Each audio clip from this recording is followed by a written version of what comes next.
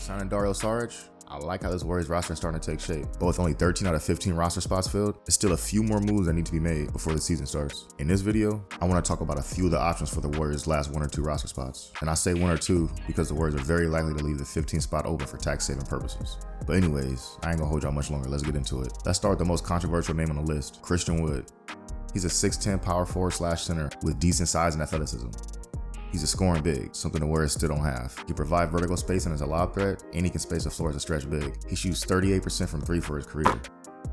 Being a lob threat and a stretch big is a rare combo, so he's talented for sure. Then you gotta ask yourself, for someone who's apparently so talented, why was every team he's been on in a rush to get rid of him? And why is he only getting offered the veterans minimum? I mean, he's only 27 years old and averaged 17 and 7 last year on 52-37 shooting splits. And you're telling me it's no team in the league willing to offer him more than a minimum? That's a big red flag. It's been murmurs that Wood's a terrible locker room guy and has maturity issues. As soon as I heard that, I was already out on him. The Warriors are coming off one of the most drama-filled seasons in team history. After that Draymond punch, the chemistry last season was destroyed. On top of that, it was a lot of dudes complaining about the role on the team. And Christian Wood is the type of dude that will complain about playing time.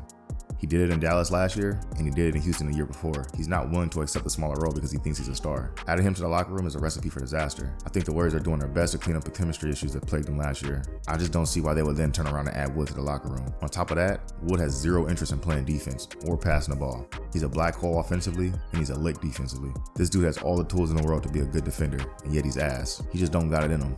Now, can he get you a bucket and stretch the floor at the 4 and 5? Yeah, but a big that doesn't play defense and doesn't pass isn't getting much playing time on the Steve Kerr team. Prime example is James Wiseman. I mean, we all saw how that turned out. Wood is essentially James Wiseman with a more consistent 3-point shot. So Christian Wood's a no for me. Next up is another controversial name, former Warriors legend Kelly Oubre. What? Bro, what are you talking about, man? Nah, I'm playing. But in all seriousness, it's no chance in hell I'm signing Kelly Oubre from the Warriors. We already have proof of how bad of a fit he is.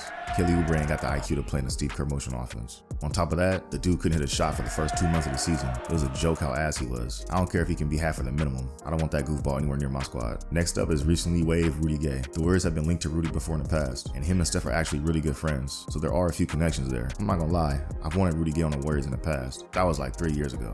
And now at age 37, that shit might have sailed. Rudy looked washed the past 2 years in Utah. Now maybe playing in a winning environment next to Steph and Chris Paul brings out a little more in him, but it's looking like he's on his last legs in the league. Next up is TJ Warren. Now Warren's an interesting one. He's a 29-year-old 6'8" wing who's bread and butter at scoring. Y'all remember in the bubble when dude was going crazy and couldn't miss. That was some of the fakest hoops I've ever seen. Brett literally transformed into prime T-Mac in the bubble. But that's really the last time he's been effective. He's been dealing with a foot injury for the past 2 seasons. Last year with the Suns, he seemed kind of slow. I'm guessing he still wasn't 100% recovered from his foot injury. But if he is fully recovered and he could be half of the vet's minimum, he would be a sneaky good pickup for the Warriors. After trading Jordan Poole, the Warriors could probably use another dude that can get a bucket off the bench. Next up is Danilo Gallinari. Now Gallinari isn't technically a free agent. He was a part of the 3-team trade that sent Porzingis to the Celtics. Now he's on the Wizards, where the expectation is that he'll be bought out to join a contender. And when he does, he's an ideal addition for the Warriors with their 14th roster spot. He's a 6'10" shooter that can also put the ball on the floor and attack a closeout.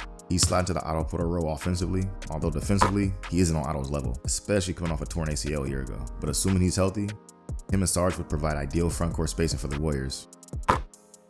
He was also teammates with Chris Paul in OKC back in 2019. Maybe Chris Paul can hit his line and recruit another ex-teammate to the Bay. Next up is another former Warrior, Glenn Robinson III.